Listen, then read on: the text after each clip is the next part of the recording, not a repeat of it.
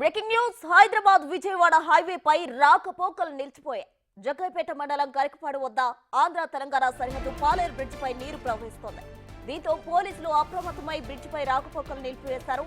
వరద ఉధృతికి జాతీయ రహదారి కోసుకుపోతోంది. దీంతో రెండు రాష్ట్రాల మధ్య రవాణా సౌకర్యం నిలిచిపోయింది.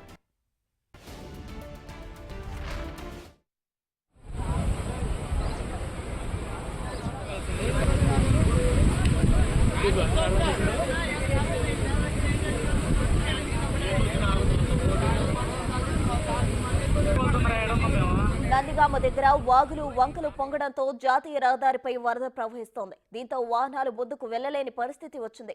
ఎక్కడికక్కడ వాహనాలు నిలిచిపోయాయి. సుదూర ప్రాంతాలకు వెళ్లేవారు వరద ప్రవాహంతో ఇబ్బందుల్లో పడ్డారు.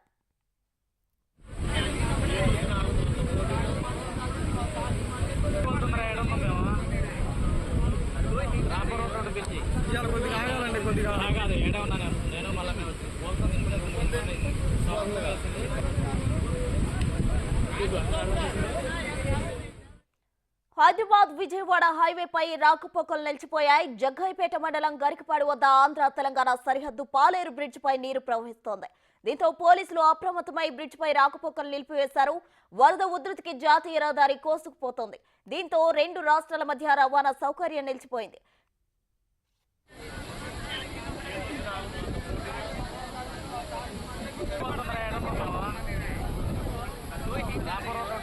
నందిగామ దగ్గర వాగులు వంకలు పొంగడంతో జాతీయ రహదారిపై వరద ప్రవహిస్తోంది. దీంతో వాహనాలు ముందుకు వెళ్లలేని పరిస్థితి వచ్చింది. ఎక్కడికక్కడ వాహనాలు నిలిచిపోయాయి. సుదూర ప్రాంతాలకు వెళ్లేవారు వరద ప్రవాహంతో ఇబ్బందుల్లో పడ్డారు.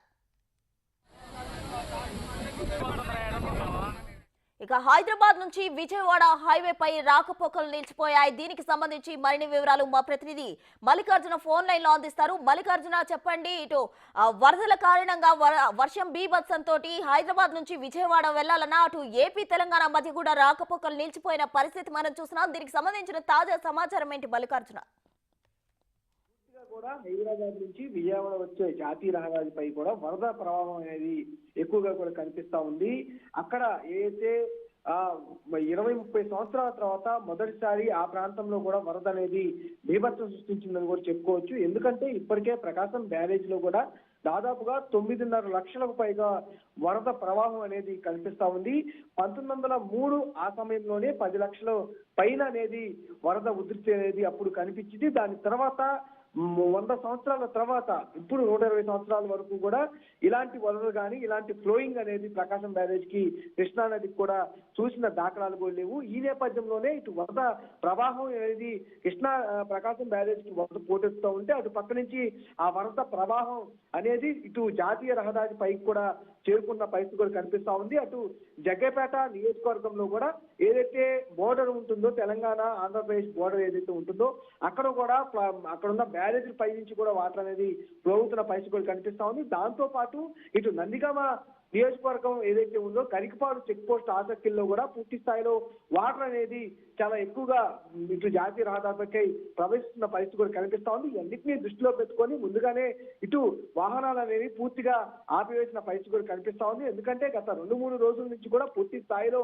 వర్షం అనేది భారీగా నమోదవుతున్న పరిస్థితి కూడా కనిపిస్తా ఉంది. గంట సేపు కురిసిన వర్షానికే 29 సెంటీమీటర్ల బాగా నమోదైందంటేనే చాలా వర్ష బీభత్సం ఏ విధంగా ఉంది, వర్షం పడిన తీరు ఎలా ఉందనేది అర్థం పడుతున్న పరిస్థితి కూడా కనిపిస్తా ఉంది. ఈ నేపథ్యంలోనే వరద ప్రవాహం పైనుంచి వస్తున్న వరద ప్రవాహంతో పాటు ఏపీలో కురుస్తున్న వరద ప్రవాహం మరింత ఎక్కువగా వస్తున్న నేపథ్యంలో ఇటు జాతీయ రహదారితో పాటు గ్రామాల రాకపోకలు కూడా పూర్తిగా స్తంభించిపోయిన పరిస్థితులు కూడా కనిపిస్తా ఉన్నాయి. ప్రభుత్వం ఎప్పటికప్పుడు సహాయ చర్యలు చేపడుతున్నప్పటికీ కూడా వరద ప్రవాహం ఎక్కువగా ఉన్న నేపథ్యంలో సహాయ చర్యలకు కూడా ఆటంకులు ఏర్పడుతున్న పరిస్థితి కూడా కనిపిస్తా ఉంది. Right Mallikarjun, thank you.